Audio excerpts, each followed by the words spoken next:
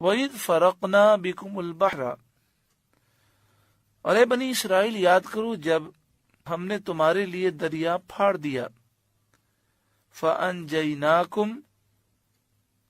تو تمہیں بچا لیا، وَأَغْرَقْنَا آلَ فِرْعَوْنَ، اور فرعونیوں کو غرق کر دیا، وَأَنْتُمْ تَنْظُرُونَ، اس حال میں کہ تم دیکھ رہے تھے، یعنی فرعونیوں کو تمہاری آنکھوں کے سامنے غرق کر دیا، ڈبو دیا۔ وَإِذْ فَرَقْنَا بِكُمُ الْبَحْرَ فَأَنْجَيْنَاكُمْ وَأَغْرَقْنَا آلَ فِرْعَوْنَ وَأَنْتُمْ تَنْظُرُونَ. And remember when we parted the sea for you. So we saved you, and we drowned the people of Fir'aun while you were watching. اس کا مختصر واقعہ یہ ہے کہ جب حضرت موسیٰ علیہ السلام بنی اسرائیل کو لے کر مصر سے شام کی طرف چلے تو فرعونیوں نے بنی اسرائیل کا تعاقب کیا۔ آگے دریا تھا، ایک روایت میں ہے کہ سمندر تھا، اور پیچھے فرعونی تھے۔ تو بنی اسرائیل نے یہ خیال کیا کہ آگے سمندر ہے، پیچھے فرعونی ہے، تو اب کیا ہوگا؟ حضرت موسیٰ علیہ السلام نے عصا سمندر پر مارا۔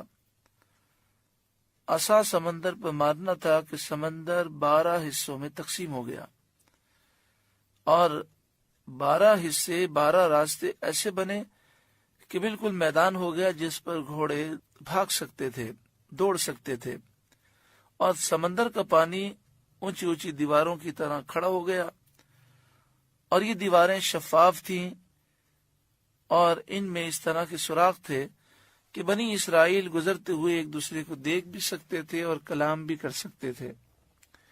جب بنی اسرائیلی سمندر کے پار ہو گئے تو فرعونی ان کا پیچھا کرتے ہوئے سمندر کے بیچ میں پہنچے، تو پھر یہ سمندر ملا دیا گیا اور فرعونی غرق ہو گئے۔ تو اللہ تبارک و تعالی نے اس نعمت کا ذکر فرمایا، اور فرمایا گیا کہ اے بنی اسرائیل تم اللہ تعالیٰ کا شکر ادا کرو۔ The brief story behind this is that when Sayyidina Musa alayhi salam set out with the children of Israel from Egypt towards Sham, the people of Fir'aun cornered the children of Israel. Ahead was the river, in one narration it mentions the sea, and behind were the people of Fir'aun. So the children of Israel thought, in front of us there is the sea and behind us are the people of Fir'aun. So what will happen now? Sayyidina Musa alayhi salam then struck the sea with his staff. As soon as he struck the sea, it split into 12 parts, and 12 paths were formed in such a way that it became completely like open land upon which horses could run.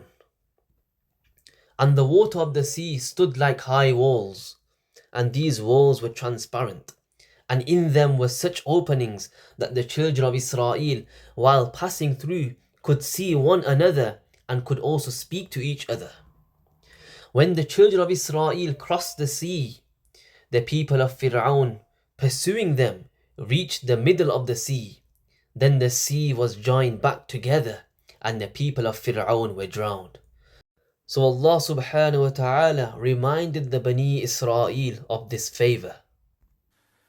وَإِذْ، اور یاد کرو جب وعدنا موسیٰ 40 لیلہ، جب ہم نے موسیٰ سے 40 رات کا وعدہ فرمایا، اس وقت کو یاد کرو جب فرعونی غرق ہو گئے تو بنی اسرائیل نے حضرت موسیٰ علیہ السلام سے عرض کی کہ ہمیں ایک ایسی کتاب مل جائے جو اللہ کی طرف سے ہو اور اس میں زندگی گزارنے کے اصول ہوں۔ تو حضرت موسیٰ علیہ السلام کوہ طور پر وہ کتاب لینے کے لیے گئے اللہ کے حکم سے۔ پہلے یہ دن مقرر تھے 30 دن، پھر اللہ تعالیٰ نے اس میں اضافہ فرمایا اور یہ 40 دن ہو گئے، 40 راتیں موسیٰ علیہ السلام نے وہاں قیام کیا۔ لیکن آپ کوہ طور پر گئے اور پیچھے سے بنی اسرائیل کی اکثریت نے سونے کا بچھڑا بنایا اور اس کی پوجا شروع کر دی۔ ثم اتخذتم العجل من بعده وانتم ظالمون، پھر اس کے بعد تم نے بچڑے کی پوجا شروع کر دی اور تم ظالم تھے. ثم عفونا عنکم من بعد ذلک، پھر اس کے بعد ہم نے تمہیں معافی دی. لعلکم تشکرون، تاکہ تم احسان مانو، شکر کرو. تو انہوں نے بچڑے کی پوجا کی.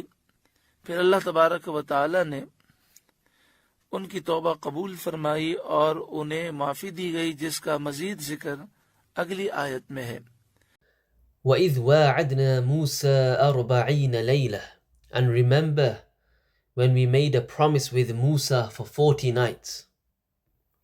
When the people of Fir'aun were drowned, then the children of Israel requested Sayyidina Musa alayhi salam that they should receive a book from Allah subhanahu wa ta'ala in which there are principles for living life. So Sayyidina Musa alayhi salam went to receive that book by the command of Allah subhanahu wa ta'ala on the mountain of Tur. Initially, these days were set as 30 days. Then Allah subhanahu wa ta'ala then increased them and they became 40 days and 40 nights.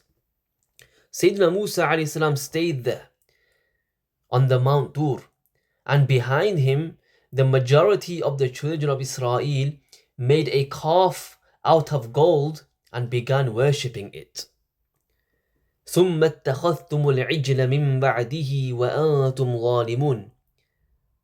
The Quran says, then after that you began worshipping the calf and you were wrongdoers. ثُمَّ عَفَوْنَا عَنْكُمْ مِن بَعْدِ ذَلِكَ لَعَلَّكُمْ تَشْكُرُونَ. Then after that we forgave you so that you may be grateful. So the children of Israel, they worshipped the calf. Then Allah subhanahu wa ta'ala accepted their repentance and they were forgiven. وَإِذْ آتَيْنَا مُوسَى الْكِتَابَ وَالْفُرْقَانَ، اور یاد کرو جب ہم نے موسیٰ کو کتاب عطا کی اور موسیٰ کو فرقان عطا کیا.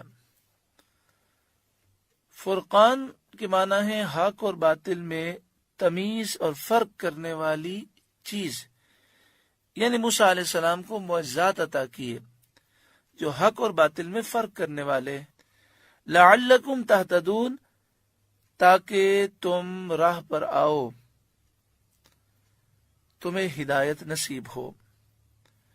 یعنی اے بنی اسرائیل، اللہ تعالیٰ نے موسیٰ علیہ السلام کو توریت دی، کئی معجزات دیے، تم سے خطائیں ہوئیں، کئی مرتبہ تمہیں معاف کیا گیا، تم پر ظلم ہوتا تھا، اللہ تعالیٰ نے اس ظلم کو دور فرمایا، تمہیں نجات دی، پھر بھی تم ناشکری کرتے ہو اور اللہ کے محبوب صلی اللہ علیہ وسلم پر ایمان نہیں لاتے.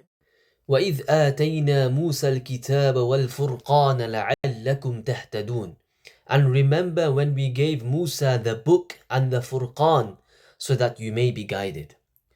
Furqan means that which distinguishes and differentiates between truth and falsehood. That is, Musa alayhi salam was given miracles which distinguish between truth and falsehood so that the Bani Israel may be guided. O children of Israel, Allah subhanahu wa ta'ala gave Musa alayhi salam the Torah, gave him many miracles. You committed mistakes, but you are forgiven many times. Oppression was done upon you, and Allah subhanahu wa ta'ala helped you and removed that oppression and granted you salvation. Yet, after all this, you remain ungrateful and do not believe in the final prophet of Allah, Muhammad sallallahu alayhi wa sallam.